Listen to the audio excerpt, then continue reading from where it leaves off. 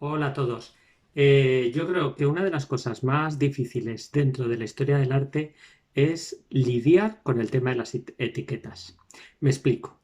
Para facilitarnos la vida, los historiadores del arte hemos periodizado la historia del arte, al igual que hicieron los historiadores con la historia o los historiadores de la literatura con la literatura o con la música. Es decir, hemos creado una serie de apartados con unas fechas que van de aquí a aquí y todo lo que queda dentro de ese saquito, pues le ponemos una etiqueta. Problema, que las etiquetas a veces son peligrosas y a veces directamente son problemáticas, porque hay veces que hay un artista que no encaja en la etiqueta que supuestamente le tiene que corresponder y hay veces también que hay un periodo artístico que tiene demasiadas diferencias. Uno de estos ejemplos sería el arte medieval y dentro del arte medieval el gótico, porque vamos a pensar, ¿qué entendemos por el arte gótico?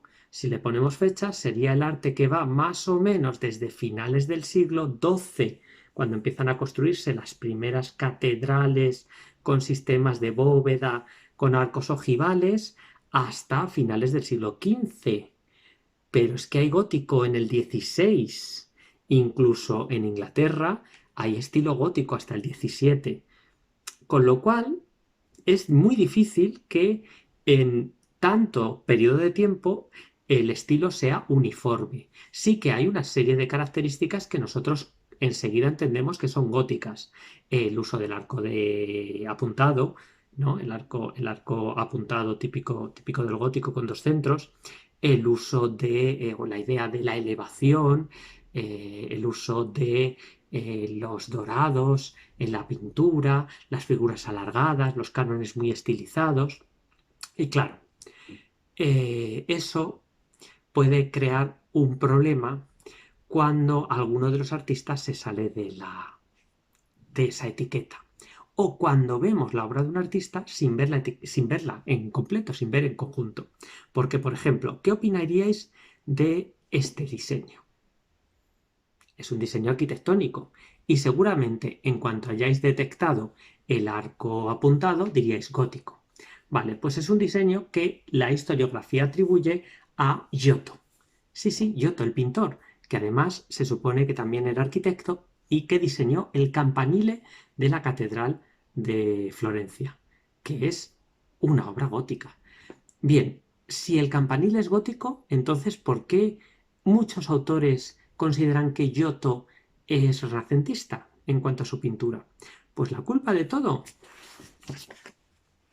este libro. Aquí tenéis la versión gorda, aquí detrás he puesto la versión light, la primera edición, las vidas de Vasari en la edición corta y las vidas de Vasari en la edición gorda, la segunda edición que recoge más artistas. ¿Y por qué digo que la culpa es de Vasari? Porque fue Vasari el que quiso crear una historia del arte, crear una historia, es decir, contarnos una historia sobre la historia del arte, sobre la historia de la pintura, que él ya tenía en mente, que tenía que empezar en Florencia en la Edad Media y que tenía que culminar con los artistas florentinos del Renacimiento. Es decir, él ya sabía que tenía que acabar su historia del arte Miguel Ángel, porque todas las vidas de Vasari es un canto a la escuela florentina que culmina Miguel Ángel. Con lo cual, en Florencia era donde tenía que empezar. Y como que tenía que empezar en Florencia, tenía que crear un relato en el cual hubiera unas primeras luces que rompieran la tradición de la pintura medieval italiana. ¿Y cuál era la tradición de la pintura medieval italiana? La tradición era pintar a la manera de la pintura bizantina, que era la pintura más interesante de la Europa medieval. Pensad que la corte de Constantinopla era la corte de Constantinopla, con lo cual todo lo que se hiciera allí se iba a querer imitar en el resto de Europa. Con lo cual, pintar a la manera de los bizantinos era lo que estaba de moda. Pero en Florencia, pues va a haber una serie de pintores que van a indagar en otros estilos, no solo Florencia, lo va a hacer también Siena, pero claro, los sieneses no nos interesan tanto en este momento, nos interesan a Vasari. Y entonces en ese relato es muy importante la figura de Giotto. ¿Y por qué es muy importante la figura de Giotto? Porque lo convierte en il primi lumi, el primero que vino a quitar las tinieblas de la pintura eh, bizantinizante, de la pintura a la greca. Y entonces se inventa una vida, y se inventa una vida de Giotto que no podía ser de otra manera súper novelesca. Os leo lo que dice literalmente para que os deis cuenta.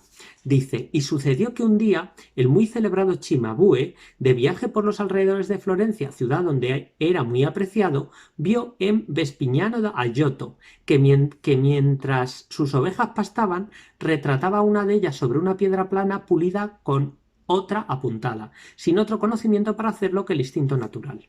Es decir, está diciendo que Cimabue, que para él es el primero de los artistas que rompe con la tradición bizantina,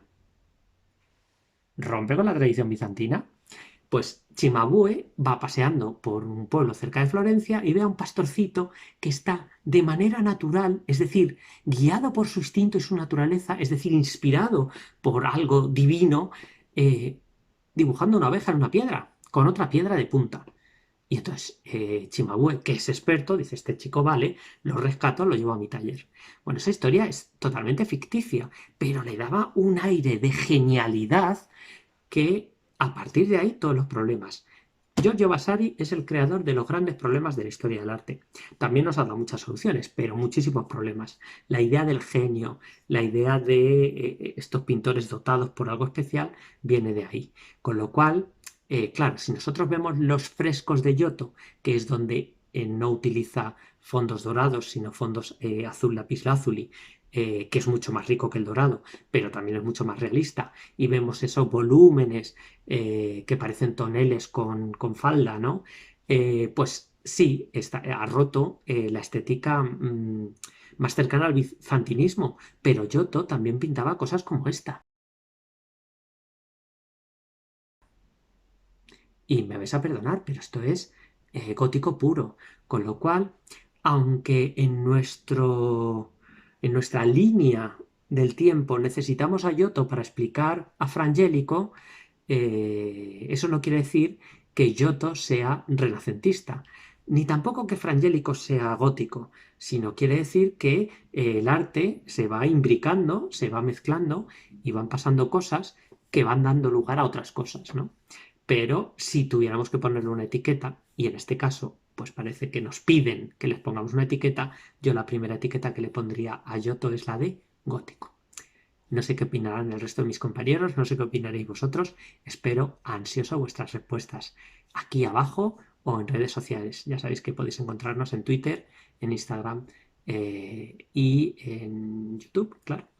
Un saludo y sed buenísimos. Chao.